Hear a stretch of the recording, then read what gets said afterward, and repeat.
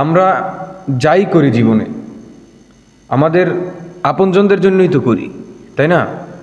এখন এই আপনজন, আপনার একেবারে সবথেকে কাছের যে আপনজন, কাছের যে প্রিয় ব্যক্তি, একেবারে সবথেকে আপনার যে প্রিয় মানুষটা, সেই প্রিয় মানুষটা কি করবে? একসময় আমাদেরকে, আপনাদেরকে, আপনার শত্রুর সাথে, আমাদের শত্রুর সাথে হাত মিলিয়ে নিমিষে ভুলে যাবে এবং সে আমার বুকে ছুরি মেরে আমার থেকে চলে যাবে। এটা হচ্ছে দুনিয়া, আর এটা হচ্ছে বাস্তবতা। আপনি তার জন্য পুরো পৃথিবী ছেড়ে দিতে পারবেন, আপনি তার জন্য পুরো পৃথিবী ছেড়ে দিবেন, কিন্তু সে সামান্য স্বার্থের জন্য, একটু ভালো থাকার জন্য আপনার বুকে সে নিমিষে ছুরি চালিয়ে দিতে পারবে। সে কোনো দ্বিধাবোধ করবে না এবং সে একটু কাঁপবে না, তার ভিতরটা একটু কেঁপে উঠবে না যে এই মানুষটা তো আমাকে অনেক ভালোবাসে বা এই মানুষটা তো আমার অনেক আপনজন। কিন্তু সে যখন এটা উপলব্ধি করবে যে তার কিছু স্বার্থ আছে, যদি আপনার কোনো ক্ষতি করতেও হয়, আপনার যদি কোনো ক্ষতি করতেও হয়, সে তার ওই স্বার্থ হাসিল করার জন্য সেটা করতে সে রাজি থাকবে এবং সেটা সে করে ফেলবে। এটা হচ্ছে দুনিয়া। আর আমরা এই দুনিয়ার পিছনে ছুটে প্রতিদিন হাজার হাজার অন্যায় করছি, লক্ষ লক্ষ অপকর্ম করছি, গুনাহ আমরা আমাদের জীবনে যোগ করছি, আমাদের আমল নামায় গুনাহগুলোকে আমরা টেনে তুলছি, ভারী করছি। তো বিষয় হলো এইটা যে আমাদেরকে আগে বুঝতে হবে যে আমাদের কল্যাণ কিসের ভিতরে আছে। মোট কথা, এই দুনিয়ার কোনো কর্মের ভিতরে, দুনিয়ার কোনো কাজের ভিতরে আমাদের কল্যাণ নেই। আমাদের সবথেকে বড় কল্যাণ হলো আমাদের এই আল্লাহর ইবাদত করার ভিতরে, আমাদের জীবনটাকে রাসূলুল্লাহ সাল্লাল্লাহু আলাইহি সাল্লামের আদর্শে পরিচালনা করার মাধ্যমে।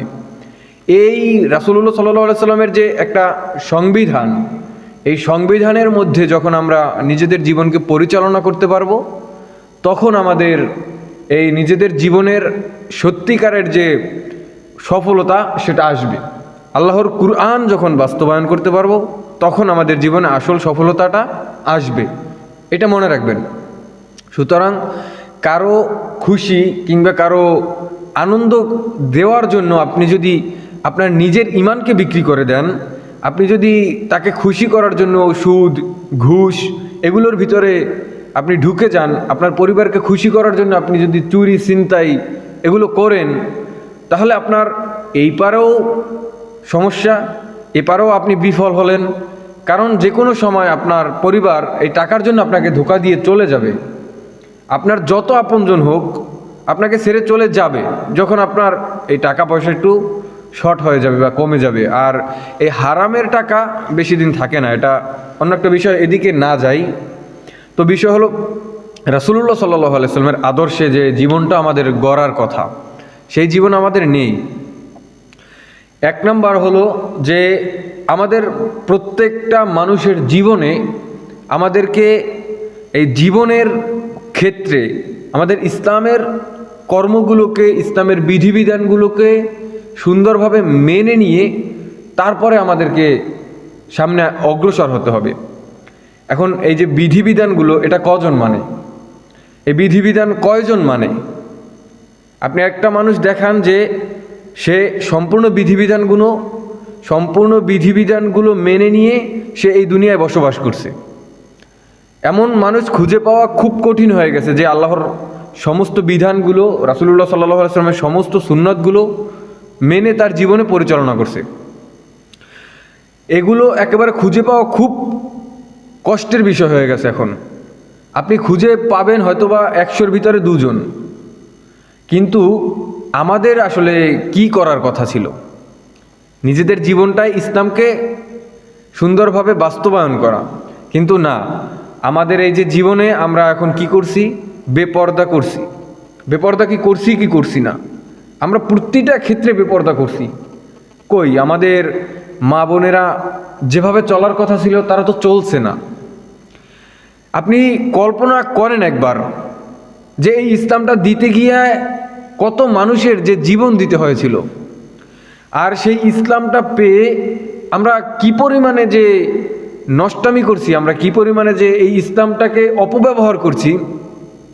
ইসলামের নামে শুধু আছি আমরা, মুসলমান এই নামটা শুধু আমাদের আছে, কিন্তু এর কোনো বিধিবিধান আমাদের জীবনে নাই, কোনো মানুষের জীবনে সম্পূর্ণ নাই। আর যাদের ভিতরে আছে সামান্য আছে, কিন্তু এমন এমন মুসলমান আছে যাদের ভিতরে কোনো বিধিবিধান নাই, সে শুধু নামই মুসলমান, নামে মুসলমান হয়ে ওই যে মুসলমানের ঘরে জন্মেছে, একটা মেয়ে হয়েছে মুসলমানের ঘরে জন্মেছে, একটা ইসলামিক নাম রেখেছে, এই এতটুকুই। ওই বাবাগুলো এতটুকুই তাদের দায়িত্ব মনে করে। এরপরে একটা ইউনিভার্সিটি কলেজে ভর্তি করায়, পড়ালেখা করে, সেখানে ওই অনেক দূরে পাঠিয়ে দেয়, সেখানে কি যে করে, কিভাবে চলে, একটা বাবা হয়ে, একটা ভাই হয়ে একটা মেয়ের এই খোঁজটা নেয় না, কিভাবে তার মেয়েটা চলছে, পর্দা করছে না বেপর্দা করছে, নামাজ পড়ছে না বেনামাজি হচ্ছে, ইসলামের কোনো আইন কানুন মানছে না না মেনে সমস্ত নষ্টামিগুলো তাদের জীবনে পালন করছে, এটার কোনো খোঁজখবর এই বাবাগুলো নেয় না, এই ভাইগুলো নেয় না। আবার এরাই দেখবেন সমাজে নিজেদেরকে তৌহিদি জনতা নাম দিয়ে বড় বড় আলেমুলামাদের ভিতরে তারা সংঘর্ষ বাঁধাতে চায়, বড় বড় আলেমুলামাদেরকে ভুল ধরে। আফসোস লাগে এই বিষয়টা আসলেই বাস্তবে, যে তার মেয়ে পর্দা করে না, স্ত্রী পর্দা করে না, তার ছেলে সমস্ত নেশার ভিতরে আছে, সে দাড়ি রাখেনি, মাথায় কোনো দিন টুপি পরেনি, সে সুদের ব্যবসা আছে, ঘুষ খায়, সে চাঁদাবাজি করে, সব কিছু করার পরেও সে দেখবেন জুমার মসজিদে, এই যে আমরা জুমার মসজিদে, সে এসে একজন আলেমের ভুল ধরবে, সে একজন আলেমের কথার উপরে ভুল ধরবে। একটা মাহফিল চলছে, স্টেজে এসে আলিফ বা তা এই হরফগুলো সে সঠিক উচ্চারণ করতে পারে না, সে কেন কিয়াম করলেন, কেন মিলাদ করলেন, কেন ইত্যাদি ইত্যাদি করলেন, সেই ভুল ধরতে চায় আলেমের। এই হচ্ছে এখন মুসলমানদের অবস্থা। আসলে এটা আফসোসের বিষয় যে তারা তাওহীদি জনতা, তারা আল্লাহর একত্ববাদের সাক্ষ্য দিয়ে এই সব কিছু থেকে কিভাবে যে দূরে থাকে, আর যারা এগুলো পালন করে তাদেরকে কিভাবে তারা অপমান করার সাহস পায়, আমার ভিতরে এগুলো আসে না, আমি এগুলো কল্পনা করতে পারি না মাঝে মাঝে। যে আসলে মুসলমান হয়ে জন্ম নেওয়ার পরেও যারা এই ইসলামকে সঠিকভাবে মানল না, সেটা তো একটা বিষয়, কিন্তু যারা ইসলাম মানে তাদেরও বিরুদ্ধে যায়, তাদের বিরুদ্ধে গিয়ে সমাজের উস্কানি দিয়ে বিশৃঙ্খলা সৃষ্টি করে। এরকমের কিছু এই সমাজের নেতা বলেন বা যাই বলেন, সমাজের কিছু মানুষ পাওয়া যায়, যার ওই সুদের টাকার পাওয়ারে, যার ওই ঘুষের টাকার পাওয়ারে, ওই ব্যক্তিটার ওই অবৈধ টাকার পাওয়ারে সে একজন আলেমকে অপদস্থ করে, সে একজন আলেমকে বিভিন্নভাবে কটূক্তি করে। এটা হচ্ছে এখন মুসলমানদের একটা নিয়মের মধ্যে পড়ে যায় মনে হয়। একজন আলেমকে সম্মান করবেন, তাহলেই তো আপনি আপনার জীবনে ইসলামটাকে বুঝবেন, আপনি নিজের ভিতরে আনতে পারবেন।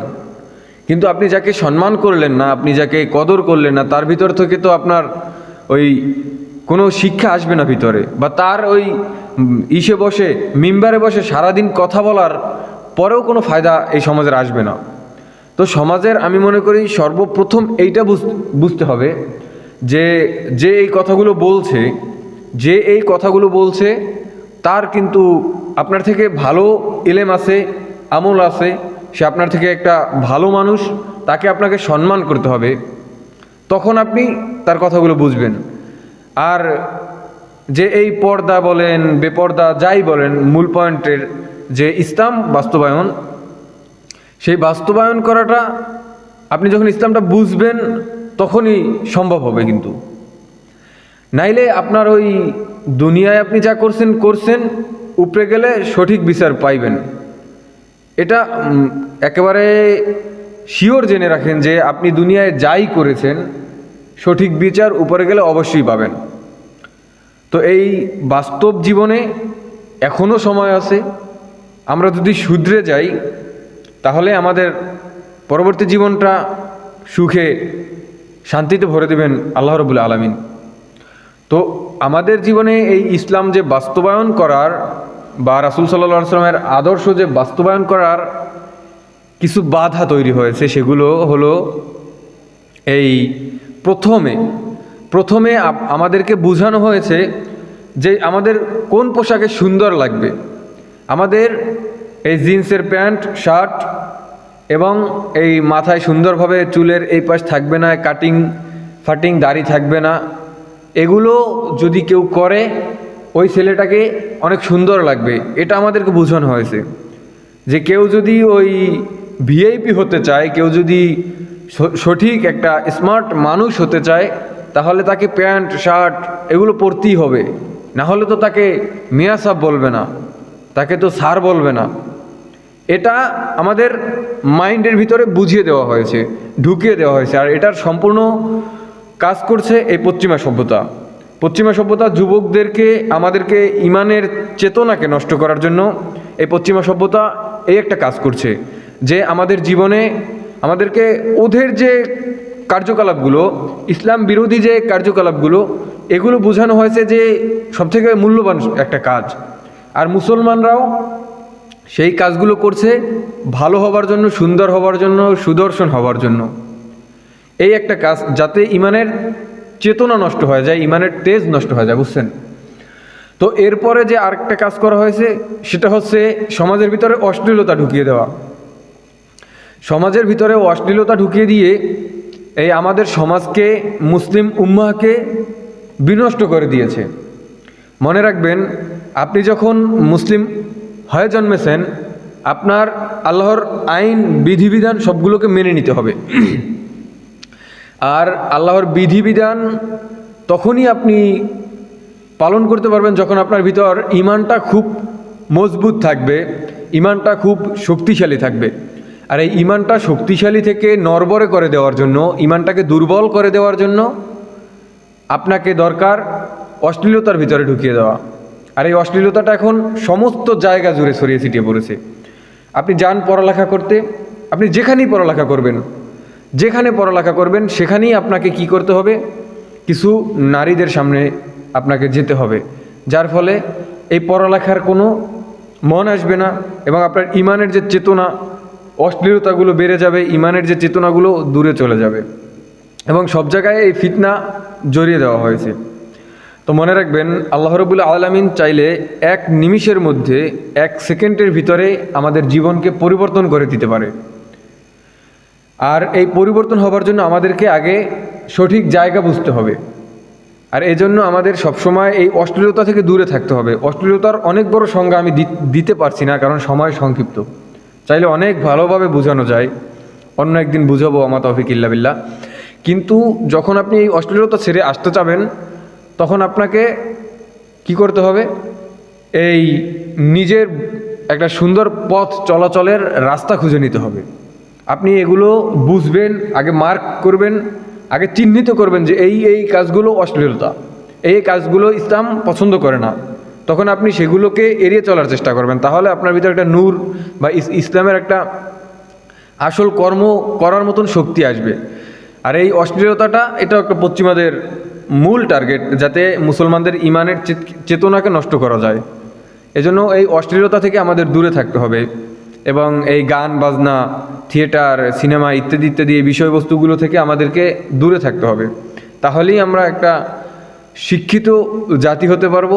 এর ফলে আমাদের ইমানের চেতনা বাড়বে, এর ফলে আমরা সুন্দরভাবে ইসলামকে নিজেদের ভিতরে বাস্তবায়ন করতে পারবো।